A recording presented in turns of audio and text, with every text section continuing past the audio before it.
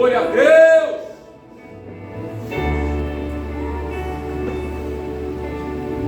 Nossa, você passou a igreja, amém? Amém! Então, se você em nome de Jesus.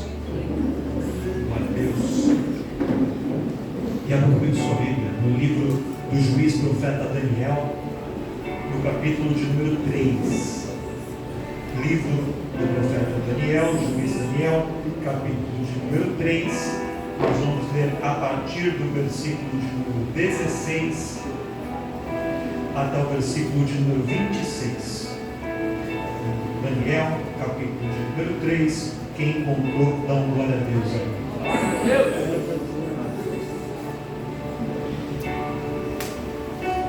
Daniel, capítulo 3, a partir do verso 16, diz assim: Responderam Sadraque, Mesaque e Abednego, e disseram ao rei Nabucodonosor: Não necessitamos de te responder sobre esse negócio. Eis que o nosso Deus, a quem nós servimos, é que nos pode livrar. Ele nos livrará do forno de fogo ardente e da tua mão, ó rei. E se não, fica sabendo, ó rei, que não serviremos a teus deuses, nem adoraremos a estátua de ouro que levantaste.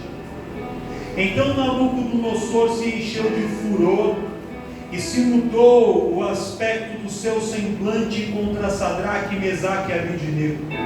E falou e ordenou que o fogo se aquecesse 7 vezes mais do que se costumava aquecer.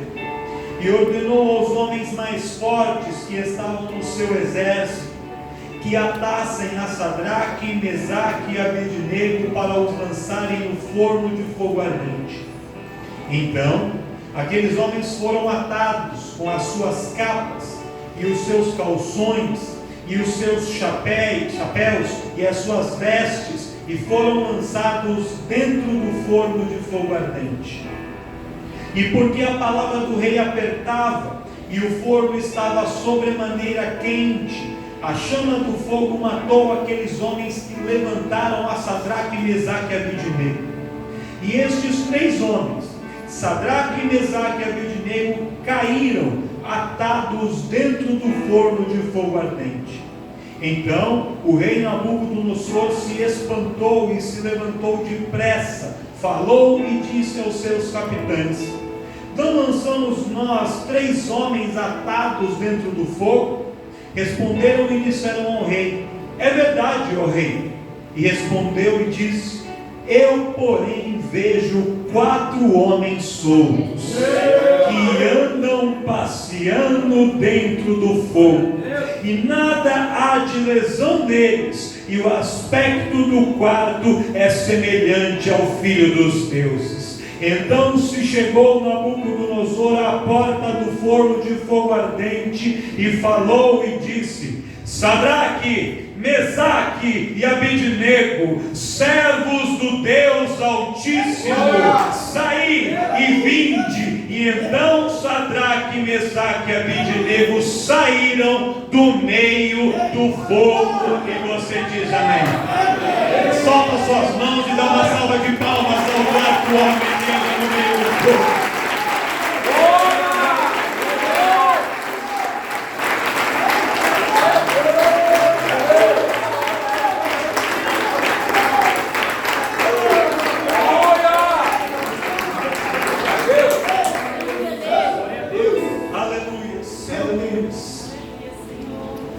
O livro de Daniel já tem por nome Daniel, porque ele é o personagem principal dessa história.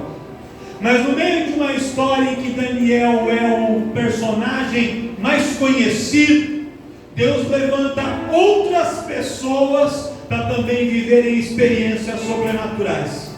E às vezes, irmãos, eu já quero deixar algo aqui para você nessa noite. Talvez você ache que dentro de uma igreja Deus tem os seus Daniéis, tem as pessoas que são especiais, mas Deus só usa o pastor Inácio, porque ele tem o abraço mais gostoso da igreja. Deus só usa o irmão Guilherme, porque quando ele toca aquela bateria querer ninguém toque igual ele. Deus só usa a diaconisa Sandra porque ela na intercessão é a melhor. Deus só usa o diácono Luiz porque ele tem autoridade. Mas Deus usa todos eles, mas eles também querem usar outros que estão aqui no meio, que talvez não sejam tão conhecidos, que talvez não tenham os nomes tão famosos, mas que o Senhor olhou, que o Senhor apontou, que o Senhor escolheu, que o Senhor separou e que o Senhor quer capacitar nesta noite para viver experiências sobrenaturais. Deus usa Daniel, mas ele também usa Sadraque, ele usa Mesaque, ele usa Abednego para fazer a diferença. E todos conhecemos a história, eu só vou passar de maneira bem rápida, que quando o povo de Israel é levado cativo para a Babilônia, o rei da Babilônia, Nabucodonosor, ele seleciona do meio do povo os principais, os nobres, os jovens de boa aparência, aqueles que eram mais letrados, mais estudados, mais preparados, que tinham ali uma linhagem de governantes ou de nobres, e ele seleciona esses que aos olhos dele eram os principais e leva este grupo de jovens para a Babilônia. Por quê? Porque o povo de Israel, parte dele permaneceu lá em Israel, ainda que a cidade tivesse já destruído, mas o rei sabia que a reconstrução da cidade e a retomada da vida de Israel não dependeria de qualquer pessoa, seriam os principais, seriam aqueles que são mais cabeça, têm espírito de liderança, que iam comandar uma eventual rebelião, uma retomada da vida. Então ele pensou, se eu tirar esses principais do meio do povo, os que vão ficar aí não vão fazer diferença, eles vão simplesmente tocar a vida e não vão se preocupar em se libertar do nosso poder da opressão da Babilônia. E assim de fato aconteceu, como ele previu. E ele levando aqueles jovens ali para a Babilônia, ele começa a envolver, inserir aqueles jovens dentro da cultura da Babilônia. Por quê? Porque ele não queria levar aqueles jovens para matá-los, ele não queria levar aqueles jovens para poder acabar com a vida deles, pelo contrário, ele queria recrutar aqueles jovens e dar a eles a condição de serem líderes dentro da Babilônia. Por quê? Porque o rei da Babilônia via valor naqueles jovens. Eu quero que você olhe para um irmão do seu lado, para uma irmã, e fala para ele assim, ó, às vezes você não está enxergando valor em você mesmo, mas tem pessoas que estão vendo o seu valor, estão enxergando o seu valor, estão enxergando a sua importância. Tem pessoas, irmão, que enxergam o valor quando você nem mesmo vê. Talvez em Israel Daniel fosse mais um jovem, mas o rei da Babilônia olhou e falou, esse menino é diferente, esse jovem é diferente, há algo especial na vida dele, e eu quero trazer ele para poder recrutá-lo, porque aqui no meu reino ele pode fazer a diferença. E ele começa a preparar aqueles jovens na língua, na cultura, nos costumes, nas tradições, em todas as coisas que se vivia na Babilônia. E eles estavam dentro do palácio do rei, eles estavam ali junto com outros jovens, eles estavam no meio, cercados por toda uma cultura, por princípios e valores diferentes, mas o coração deles se mantinha firme e fiel ao Senhor. Isso, irmãos, é algo que para os nossos dias de hoje tem muito valor. Essa é uma palavra que, por mais que ela seja repetida, que a gente já tenha ouvido tantas pregações sobre ela, de tempos em tempos a gente tem que pregar. Sabe por quê? Porque quando acabar esse culto aqui, você volta para sua casa e amanhã pela manhã você vai para a escola, e ali aquela escola é como se fosse a Babilônia. Você vai para aquela faculdade, a faculdade é como se fosse a Babilônia. Você vai para o seu ambiente de trabalho, cercado de pessoas que têm valores diferentes do seu, que falam coisas que você não está acostumado a ouvir, que ouvem músicas diferentes da sua, que tem costumes, que tem relacionamentos, que se comportam de maneira totalmente diferente, e você não tem como fugir daquele lugar. Você tem que estar lá, você tem que estudar, você tem que trabalhar, você tem que estar no meio deles. Mas o que o Senhor manda te dizer é: o fato de você estar no meio deles não pode te tornar igual a eles. Você pode estar junto com eles, sentar na mesa com eles, trabalhar do lado deles, sentar na cadeira na mesa da escola do lado dela, mas você não tem que agir como ele, você não tem que agir como ela, você não tem que falar como ele, não tem que falar como ela, não tem que se vestir como ele, não tem que se vestir como ela, porque Deus te chamou para ser diferente.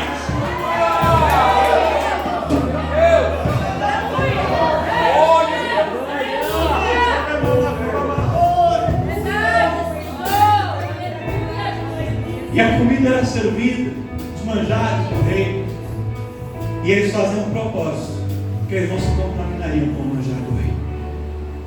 Nós vamos comer só legumes, verduras, e mesmo assim, o Senhor vai nos manter fortes, vai nos manter firmes, vai nos manter saudáveis, porque a principal alimentação nossa não é a alimentação terrena, é a alimentação que vem de Deus espiritual.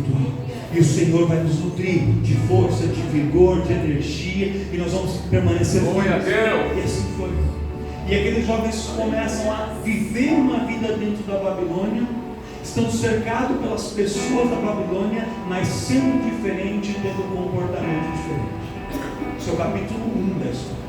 O que acontece no capítulo 2? No capítulo 2, o rei da Babilônia ele tem um sonho.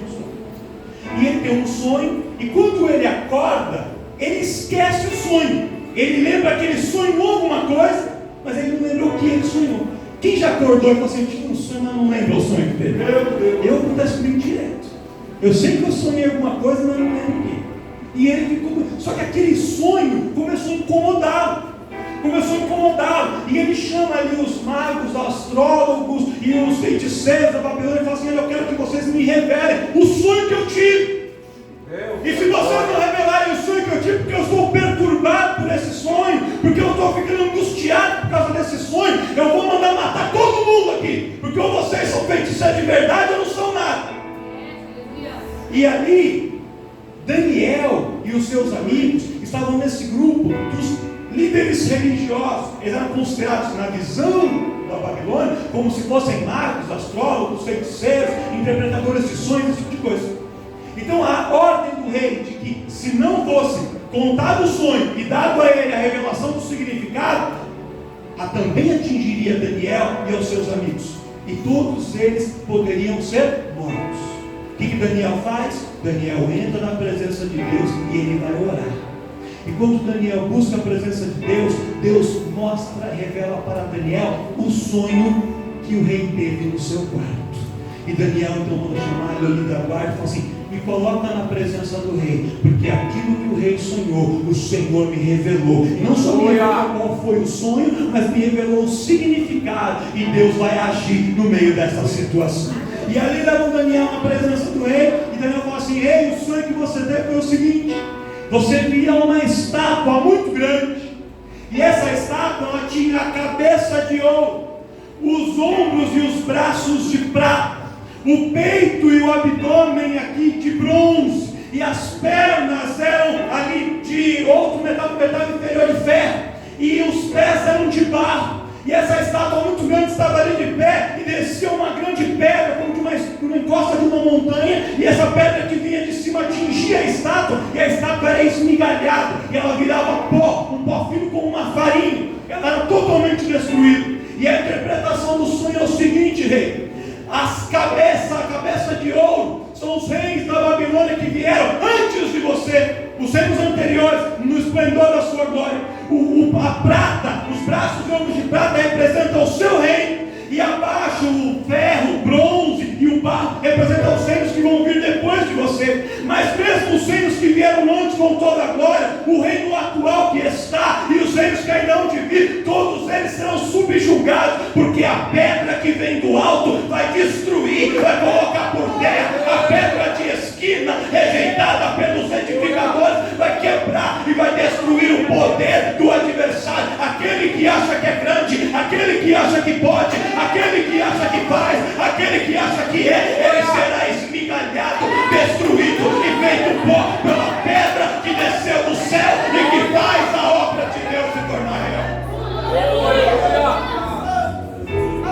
Aí o rei Nabucodonosor ouve aquilo, fica maravilhado, testifica no coração dele que esse era o sonho, e ele dá por causa disso a Daniel um cargo relevante, um cargo importante, como um dos governadores da Babilônia. E Daniel que chega lá no alto, quando ele chega na posição elevada, pastor, ele fala assim: rei, posso pedir uma coisa?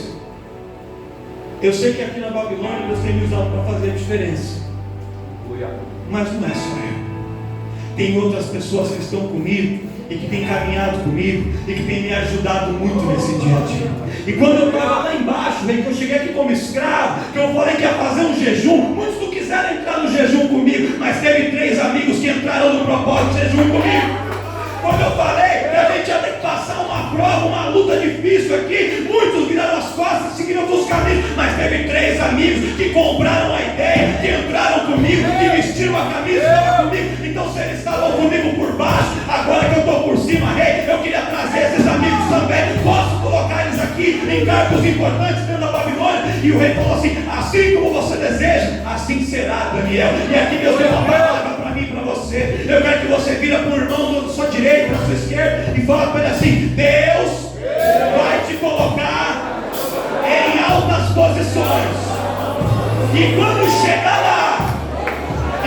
chegar lá, lembra de quem estava contigo lá embaixo, de quem andou contigo lá embaixo, de quem te ajudou quando você estava por baixo, de quem caminhou contigo no início.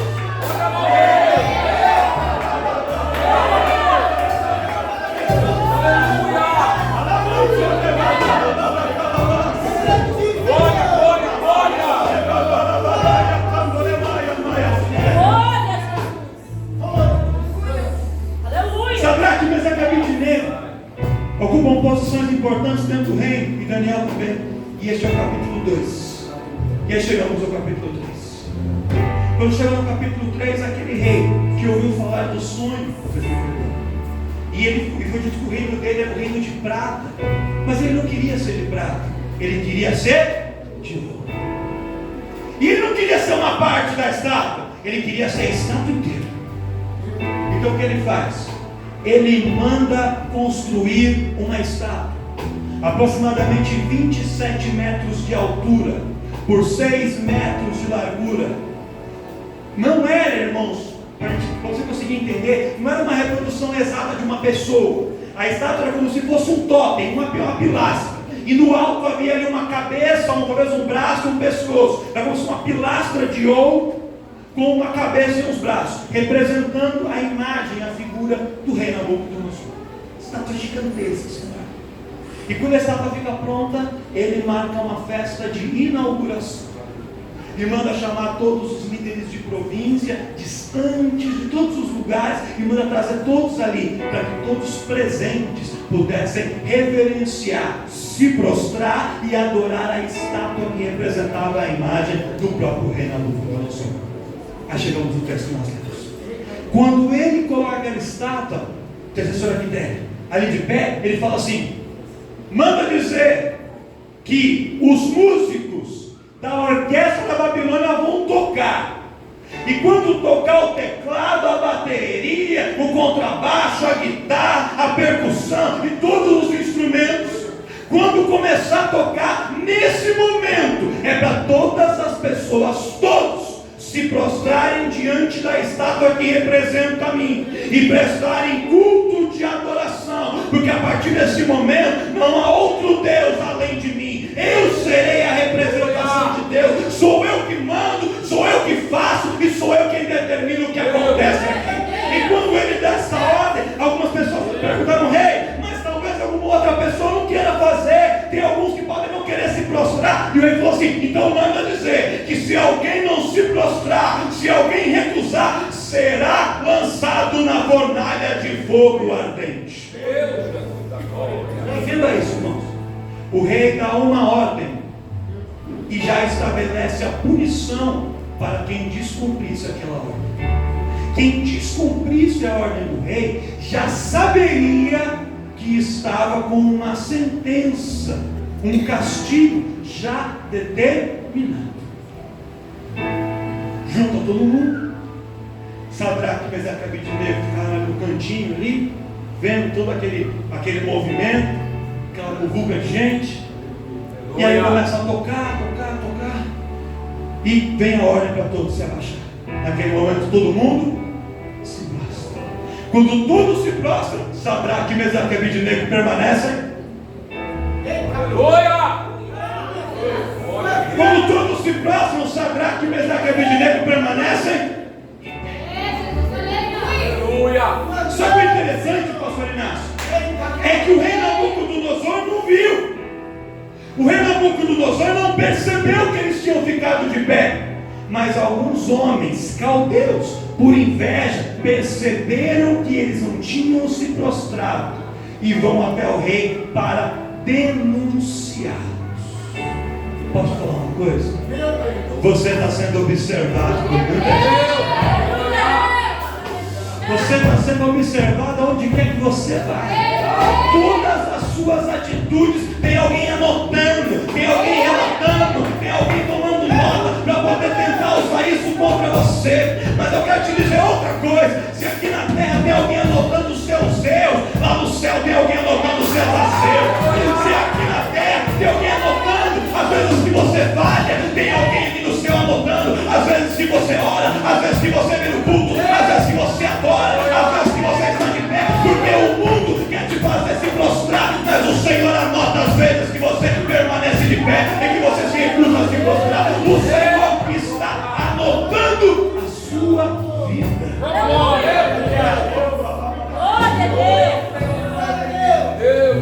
E eles chegam para o rei e falam assim: rei, o senhor não percebeu não?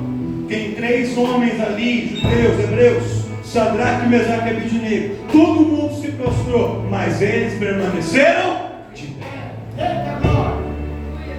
O rei, sabendo que eles eram homens importantes, amigos de Daniel, líderes dentro da Babilônia, disse: calma, vou dar para eles uma segunda oportunidade. Talvez eles não tenham entendido bem, tenham se confundido, mas o costume deles é diferente. Vou dar para eles uma segunda chance. E aí, irmãos, naquele momento, todos os olhares se voltaram para Sadraque, Mesaque e Abednego. Eles estavam no centro das atenções de todas as pessoas. Imagina essa pressão. O rei chega para eles e fala assim: olha, Sadraque, Mesaque e Abednego, vocês não entenderam não? Quando a música tocar, é para todo mundo se ajoelhar e se prostrar. Eu vou mandar a orquestra tocar de novo e vou dar para vocês uma segunda oportunidade. Porque saibam vocês que aqueles que não se prostrarem serão lançados na fornalha de fogo ardente. E não há Deus. Quem seria o Deus capaz de livrá-los das minhas mãos? E aqui vem a parte interessante da nossa mensagem. A resposta de Sadraque, Mesaque e Abednego para o rei é a parte que mais toca o meu coração para poder essa história. Porque eles respondem assim: ó rei, a gente entendeu o que o senhor falou, a gente entendeu sua orientação. O que acontece é que nós decidimos que nós não vamos obedecer, porque obedecer ao Senhor significa desobedecer ao nosso Deus. E nós preferimos obedecer ao nosso Deus do que obedecer às suas ordens. Aleluia! E saiba de uma coisa, ó rei: o nosso Deus, Ele é poderoso para nos livrar das suas mãos e nos livrar da fornalha de fogo ardente. O nosso Deus tem poder para evitar que a gente entre nessa fornalha. O nosso Deus tem poder para fechar a porta dessa fornalha para ninguém entrar. O nosso Deus tem poder para apagar esse fogo. O nosso Deus tem poder para poder destruir essa fornalha com raio que cai no céu. O nosso Deus tem poder para evitar que a gente passe por essa situação. Mas, olha para o seu irmão e fala assim para ele: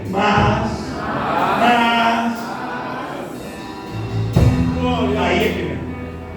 Se Deus não quiser nos livrar, se Deus quiser que a gente entre e que a gente queime lá dentro, ainda assim nós não vamos nos prostrar, ainda assim nós vamos permanecer de pé, e ainda assim nós decidimos obedecer. E por que essa parte da história é interessante?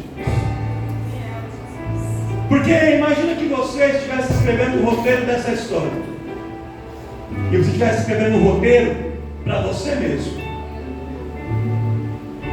Se eu estivesse escrevendo para mim, na hora que o rei der essa ordem, eu falo assim: meu Deus tem poder para livrar. Deus ia descer do céu num cavalo branco, ele ia pisar na fornalha, ele ia cortar a cabeça do rei, e eu não ia entrar na fornalha. Porque nosso desejo é sempre evitar passar pelas provas e pelos processos. O que a gente quer é ter a vida o mais simples, o mais fácil, o mais tranquila possível. Esse é o nosso desejo. A gente quer que Deus abra uma porta para a gente e que a gente entre no emprego onde a gente ganhe bem, onde todo mundo reconheça o nosso trabalho, onde não tenha cliente chato, o chefe não pegue no pé, que a gente possa trabalhar no horário que a gente quiser, fazer home office quando a gente quiser, e que no final do dia alguém fala assim: parabéns, seu trabalho foi maravilhoso, vou te pagar um bônus aqui a mais para você. É isso que a gente quer. A gente quer vir para a igreja e que a igreja seja sempre cheia, lotada, todo mundo dando glória a Deus, aleluia, e no final a pessoa agradece pela pregação que você fez, pelo louvor que você tocou, reconheça a oração que você fez, e que todo mundo te abrace, e que dê café e truco de chocolate no final. É o que a gente quer.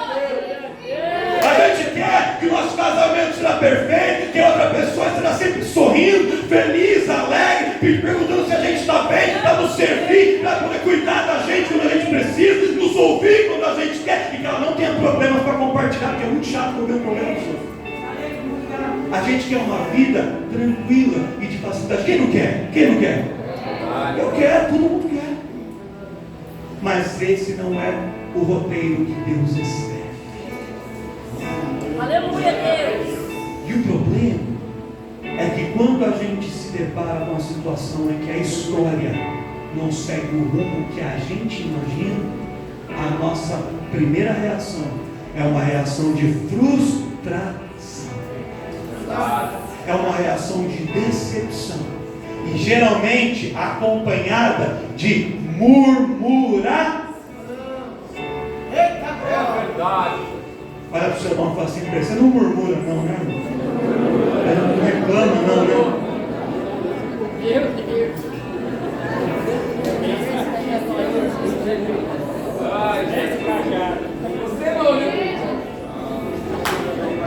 A primeira parte da fala de Sadraque, Mesaque e Abednego, todo mundo aqui falaria: o meu Deus tem poder para me livrar da fornalha, livrar da sua... Isso a gente fala também. Agora a segunda parte é que é difícil falar. Mas se ele não quiser, ainda assim eu não vou me prostrar. Aleluia. Eita glória!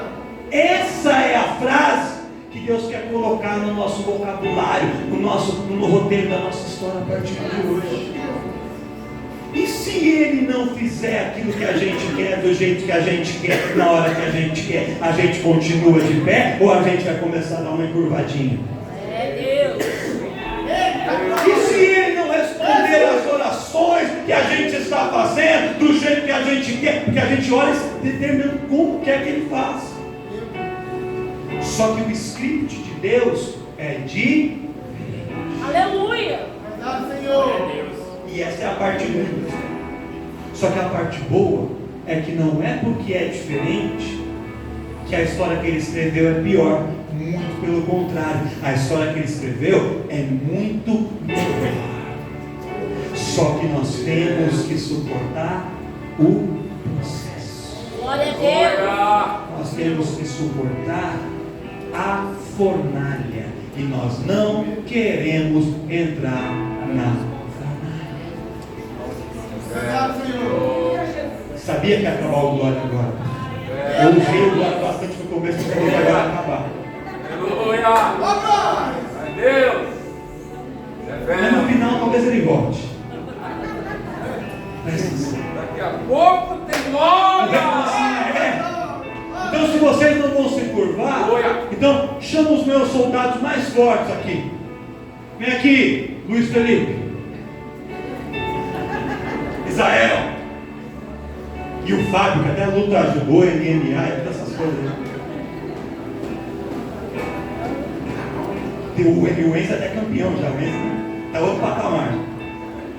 Chama os soldados mais fortes, amarra eles. E a gente pensa que amarrou só a mãozinha ou o pé. Não, amarrou inteiro. Inteiro. Parece uma múmia o Sadraque, Mesaque e Abednego. Todos completamente amarrados. E a fornalha, para vocês conseguirem entender mais ou menos como ela era, imagina uma casa, um sobrado, casa de 2 andares. Só que ela não tem, no interior dela não tem um pavimento do meio. Então é como se fosse a altura de uma casa de 2 andares. Embaixo tem um acesso, uma entrada, uma porta, e na parte de cima tem outro acesso, outra porta. E por fora tem um palanque com uma escada. Então o que acontece? Eles subiam por aquele palanque e acessavam o segundo andar, a entrada de cima. O fogo era colocado por baixo, a lenha era colocada toda por baixo, e quando eles abriam aquela porta de cima, eles jogavam dentro da fornalha o que eles queriam queimar. E como o fogo estava lá embaixo, não atingia, só subia a caloria do fogo. Só que para o caso deles, o rei mandou aquecer a fornalha 7 vezes mais. Alguns estudiosos dizem que eles usaram para essa finalidade uma madeira especial, um tipo de madeira que quando ela queimava, ela liberava mais calor do que outras, que era usada apenas em alguns rituais do rei, em algumas festas específicas. Eles pegam essa madeira especial, colocam mais lenha, mais madeira e jogam ali por baixo, vai aquecendo, e o fogo fica tão alto dentro da fornalha, tão alto, tão forte, tão intenso, que quando estes homens fortes, que amaram Sadraque e Abednego, abrem a porta na parte de cima, para jogar os 3 homens lá dentro, e eles abrem ali, a caloria que sai de dentro da fornalha, com uma chama lambendo ali de calor aqueles homens, queima os soldados do rei, só no ato de abrir para jogar os 3 homens de Deus ali dentro. E eles morrem queimados. E Sadraque, Mesaque e Abednego são jogados dentro da fornalha. E o rei fica do seu trono à distância, observando o que ia acontecer. E quando ele começa a observar e a olhar, o olhar dele vira um olhar de descrédito, de admiração e de surpresa. E ele olha e fala assim: calma aí, deixa eu ver direito. Calma aí. 1, 2, 3, 4. 1, 2, 3, 4. E o quarto, ele não é normal, ele não usa roupas normais, ele não tem um rosto normal, ele tem um brilho diferente, ele tem um brilho que resplandece, ele tem um brilho como ouro, um brilho que refulge, um brilho que decama, subdecama, resplandece no meio do fogo. Ele chama os seus guardas e fala assim: me explica uma coisa, nós não jogamos 3 homens, não era só o Sadraque, o Mesaque e o Abednego, era 3, e tem 2 coisas acontecendo aqui que eu não consigo explicar. Primeiro, eles estão lá e eles estão andando, passeando, pulando, saltando, correndo, andando no meio do fogo. O fogo não queimou, e além deles há um outro homem, há um 4º homem que está dentro da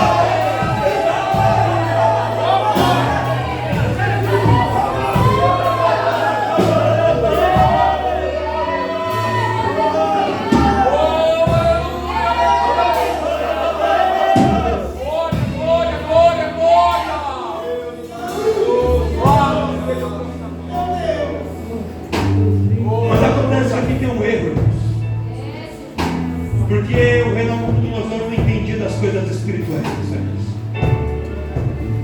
Ele achou que Sadraque era o primeiro, Mesaque o segundo, Abednego o terceiro, e que o outro homem era o 4º homem. Mas ele estava equivocado, porque se ele fosse o 4º, ele teria entrado depois. Mas aquele homem que ele via que brilhava, aquele era o primeiro. Porque antes de Sadraque, Mesaque e Abednego entrar, aquele homem já estava lá dentro aguardando. Eu quero te falar uma coisa, meu irmão, minha irmã: Deus pode te livrar da fornalha se Ele quiser, mas muitas vezes Ele não livra. Mas se você tiver que entrar, quando você entrar, Ele já está lá dentro te esperando, Ele está lá dentro te recepcionando, Ele está lá dentro cuidando de você. Ele não vai te deixar entrar sozinho, Ele não vai te deixar ficar sozinho. Você pensa que está sozinho naquela fornalha do seu trabalho, mas você não está. O homem da fornalha está lá dentro cuidando de você, zelando por você. Você acha que está sozinho no meio daquele concurso público, daquela mesa do vestibular, e fala: Senhor, como é que eu vou vencer essa fornalha, esse desafio? O homem da fornalha já está te guiando, te direcionando. Você pensa que vai entrar naquele quarto de hospital, naquele centro cirúrgico sozinho, mas ele manda dizer: o homem da fornalha já está lá dentro. Ele já está lá, antes do médico entrar, antes do anestesista chegar, antes do enfermeiro preparar, ele já está lá dentro.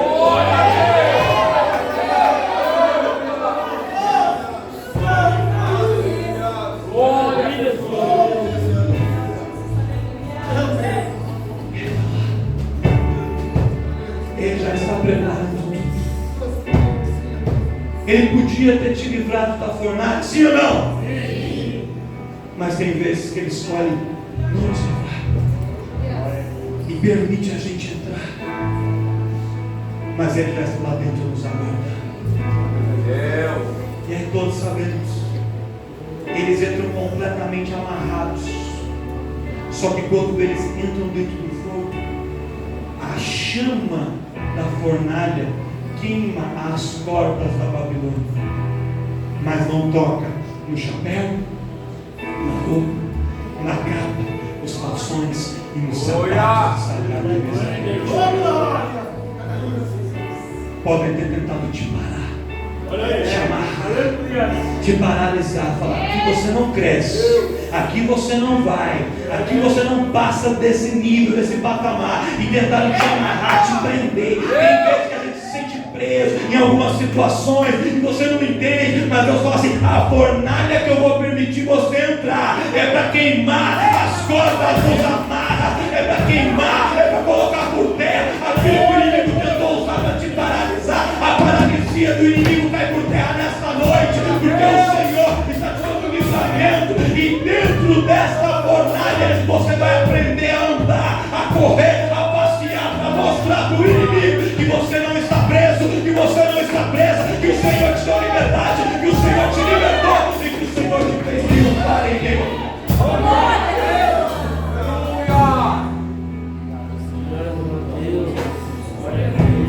E aí o rei percebe que a fornalha não poderia parar isso.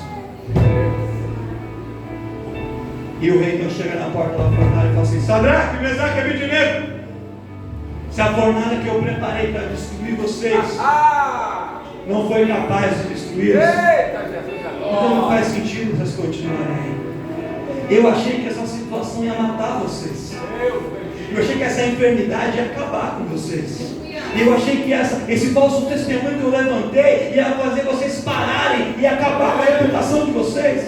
Eu achei que essa porta que fechou ia acabar com o ministério de vocês. Eu achei que essa luta que eu coloquei ia acabar com o casamento de vocês. Eu achei que essa situação ia destruir vocês. Mas eu vi que não, porque há um Deus todo-poderoso que cuida, que sela, que guarda e que protege vocês até no meio das provações e das lutas. Então não adianta ficar aí. Pode sair da fornalha. Vem para fora.